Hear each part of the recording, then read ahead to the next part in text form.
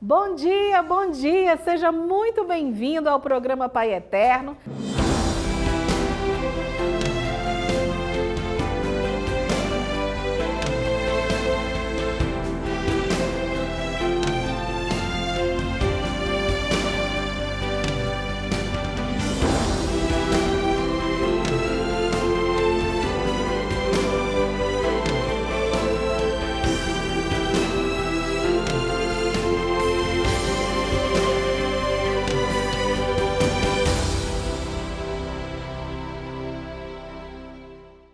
Olha, e hoje a gente dá continuidade ao terceiro episódio da nossa série, 130 anos da chegada dos missionários redentoristas aqui nas nossas terras, em Goiás, para levar e propagar esta grande devoção ao Divino Pai Eterno. Olá, esse é o terceiro episódio da série em homenagem aos 130 anos da presença dos missionários redentoristas no coração do Brasil. Hoje nós vamos fazer destaques dos primeiros 50 anos dessa caminhada. Para conversar conosco sobre esses temas, nós convidamos um missionário redentorista que tem formação em História e em Jornalismo, o irmão Diego Joaquim. Ele é apresentador aqui da TV e é também uma pessoa que hoje se dedica a um dos meios de comunicação com maior poder sobre a nossa população no país inteiro, o rádio. Ele é diretor da Radiodifusora de Goiânia, capital de Goiás, e também coordena o trabalho em emissoras no interior do estado. Irmão Diego Joaquim, muito bem-vindo. Muito obrigado, viu? Uma alegria estar aqui. Irmão Diego, é muito interessante quando a gente olha para os primórdios, para os inícios e vê como que os redentoristas, os missionários alemães, reagiram rapidamente à missão que eles enfrentaram. Eles chegaram em 1894, já em 1895 os redentoristas receberam uma paróquia, a paróquia Nossa Senhora da Conceição, na cidade de Campininhas das Flores, que hoje é o lugar da capital de Goiás, a cidade de Goiânia. E depois, já em 1901, 7 anos apenas depois de assumir essa missão, os redentoristas já tinham inauguraram uma nova igreja. Eram muito empreendedores esses missionários, não? Sem dúvida, muito corajosos. Mesmo porque quando chegaram aqui, dizem as crônicas, encontraram uma igreja muito simples, mas como a padroeira, a imagem da Senhora da Conceição, a padroeira era belíssima na descrição deles, mas a igreja era muito simples. Mesmo o clero que encontraram aqui, o padre que os recebeu, que estava na paróquia, um padre de até pouca instrução.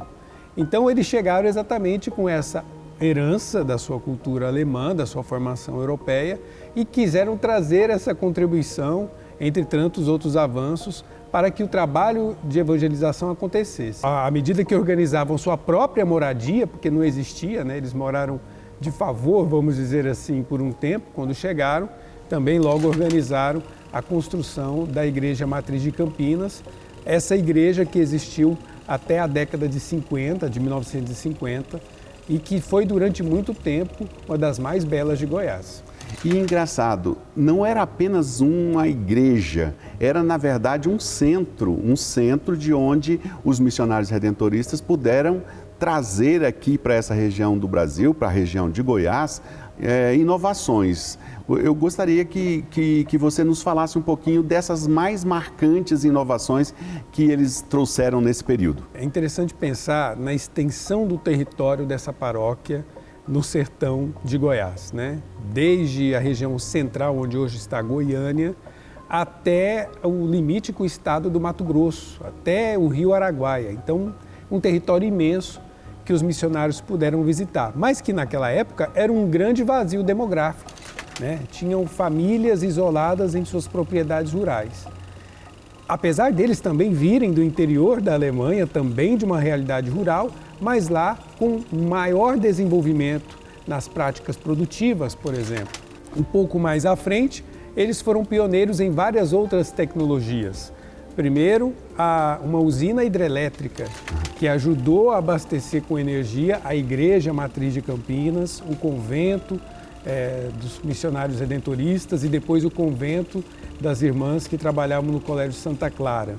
Mas esse desenvolvimento cultural, tecnológico, que partia do trabalho missionário dos redentoristas, teve influência em várias áreas da sociedade, inclusive na década de 30, na escolha do local para a construção de Goiânia, atual capital de Goiás. Irmão Diego, a gente fazendo esse resgate, eu estou pensando que seria interessante ouvir uma partilha sua a respeito desse movimento de Campinas. Nos outros episódios que nós já assistimos aqui dessa série, já fomos informados que os redentoristas vieram para cá a pedido de Dom Eduardo, não é? E vieram para Trindade, que naquele tempo se chamava Barro Preto. Então a gente está falando de Campinas, mas a missão mesmo era dirigida para Trindade, tanto que começou em Trindade, voltou para Campinas, se instalou meio que definitivamente em Campinas por causa das condições do lugarejo do Barro Preto. Mas logo assim, em 1912, quer dizer, quase que emendado naquilo que fizeram em Campinas, os redentoristas já inauguraram aqui o primeiro templo, o primeiro santuário da devoção do Pai Eterno. Eu queria uma partilha sua sobre esse movimento. É bonito a gente ler nos textos das crônicas, inclusive o trabalho historiográfico feito pelo padre Gilberto Paiva resgata isso, que desde que saíram da Alemanha, aqueles missionários sonhavam em chegar aos pés do Divino Pai Eterno, porque essa era a missão daquele grupo, que depois teve que se dividir para atender também o Santuário de Aparecida, e no caminho para cá foram orientados pelo bispo para que estabelecessem a sede da missão não no povoado do Barro Preto, onde estava o Santuário do Pai Eterno, mas na sede da paróquia, na sede do município, que era Campininhas das Flores, porque tinha um desenvolvimento maior. Talvez do ponto de vista eclesial faria mais sentido, porque eles também estavam assumindo a pastoral da paróquia. Por isso, ali já logo no início do século XX, o padre Renato de Francisco fez esse trabalho e construiu a Igreja Matriz de Trindade, que na época era a maior igreja de Goiás. E a gente tem que entender que Goiás, naquele período, era desde o Triângulo Mineiro até o Bico do Papagaio, do que hoje é o Tocantins. Então, em toda essa extensão, naquele período não existia uma igreja maior e mais bonita do que o Santuário do Divino Pai Eterno, que hoje é a Igreja Matriz de Trindade. Uma inovação pela distância, pelos recursos que existiam, mas uma forma de acolher tanta gente que já corriam naquele tempo, no período da festa e a partir dali em outros períodos do ano também. No início do episódio de hoje, nós falávamos dos impactos dos acontecimentos grandiosos no mundo na região remota de Goiás. Os redentoristas, de algum modo, sofreram também esse impacto, especialmente das duas grandes guerras. A nossa pergunta é: que tipo de influência poderia ter ou de preocupação poderia ter os missionários redentoristas na primeira metade do século passado em relação a esses acontecimentos mundiais, irmão Diego? Bom, acho que a primeira coisa que a gente tem que observar é que quando a gente está vivendo o momento histórico, a gente não tem consciência do que está acontecendo. As coisas que acontecem hoje, a nossa percepção, ela está envolvida de emoção, do nosso próprio envolvimento com o acontecimento, então talvez não nos dê um julgamento correto daquilo que está se passando. E com certeza isso também foi vivido pelos missionários, especialmente no período da Segunda Guerra Mundial. Eles eram alemães e que estavam vivendo aqui nessa região do Brasil, e o Brasil estava na guerra, combatendo exatamente os países, a Alemanha, a Itália, enfim, o nazismo, o fascismo. Então, a visão que eles tinham do conflito era aquela da correspondência que chegava e aquilo que a imprensa contava. Então, com certeza, eles deveriam ficar numa situação de é o meu país que está defendendo os seus interesses, mas sem ter conhecimento, por exemplo, da tragédia que acontecia nos campos de concentração provocados pelo governo alemão da época. Então, da parte dos brasileiros, com certeza enfrentaram muita dificuldade de compreensão, chegando até a receber visitas da polícia querendo investigar se por acaso não havia alguma relação desses alemães que viviam aqui no interior do Brasil com os valores do nazismo que estava na Europa. A gente está celebrando 130 anos da presença dos missionários redentoristas nessa região do Brasil e você é um jovem redentorista, né, do século XXI. Como é que olha para trás, junto dos seus companheiros, da sua geração, olha para trás, que sentimento tem em relação a essa caminhada? Olha, é muita coragem, porque esses homens chegaram aqui sem conhecer nada do que seria o Goiás naquele tempo. Houve uns que nem aprenderam português, não conseguiram aprender. Não. Mas ainda assim tiveram coragem, vieram para cá. Muitos nunca voltaram para a sua terra. O Padre Pelágio é só mais um deles, mas vários irmãos não retornaram para cá. Tem essa particularidade que o primeiro grupo, o grupo dos pioneiros, tinham vários irmãos. Exato, exatamente para construir as estruturas para que a missão pudesse acontecer. Construir os conventos, construir as igrejas, porque não se sabia se podia contar com a mão de obra local.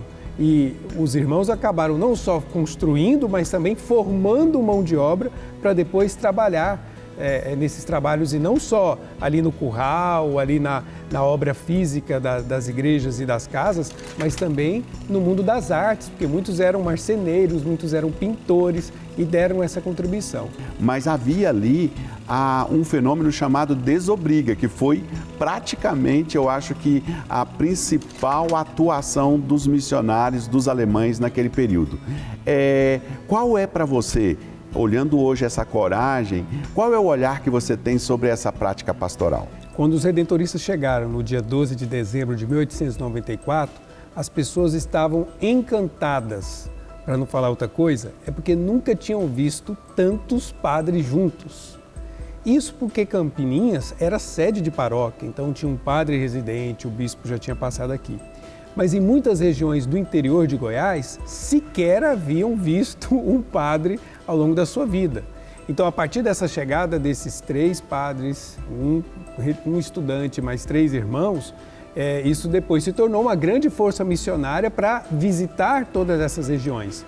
E como não era possível que eles frequentassem a missa dominical, celebrassem a Páscoa, o Natal, as festas, então se estabeleceu esse modelo da desobriga e que acabou dando origem, inclusive, para o surgimento de várias cidades aqui no entorno de Goiânia, no interior de Goiás. Por exemplo, Bela Vista, por exemplo, Goianira, uma cidade que foi fundada pelo venerável Padre Pelágio. Acho que hoje, quando o Papa Francisco nos chama a ser igreja em saída, nós, redentoristas, podemos olhar para a nossa história, porque os nossos confrades naquele tempo estavam indo em direção às pessoas, se fazendo próximo da realidade delas, não somente na igreja esperando que eles chegassem. Então, acho que a gente pode aprender muito com a nossa história sobre o que nós devemos fazer hoje na pastoral, ir até aqueles que hoje estão distantes dos nossos horários, da nossa liturgia, para poder levar a eles a boa nova do Redentor. Muitos entravam para fazer essas viagens pelo rumo, porque não se tinha uma estrada, não se tinha um trieiro. Iam abrindo o trieiro, seguindo naquela direção, e muitos se perdiam, mas se reencontravam e chegavam no caminho. Acho que do ponto de vista da contemplação mística, a gente, quando olha essa história, percebe como nos nossos caminhos missionários a gente tem que ter essa ousadia, essa criatividade, de ter a coragem de ir, de errar, de retomar o caminho certo, mas de não desistir do objetivo. Você já faz parte da nossa família de amor? Se ainda não, te faço esse convite, viu? Ligue agora pra gente pelo 62 3506 9800 e vem fazer parte da nossa família de amor. Todos os meses você recebe aí na sua casa uma carta evangelizadora. E você também acompanha tudo pelas nossas redes sociais, @Basílica Pai Eterno. A gente te espera por lá também, viu? Tchau, tchau!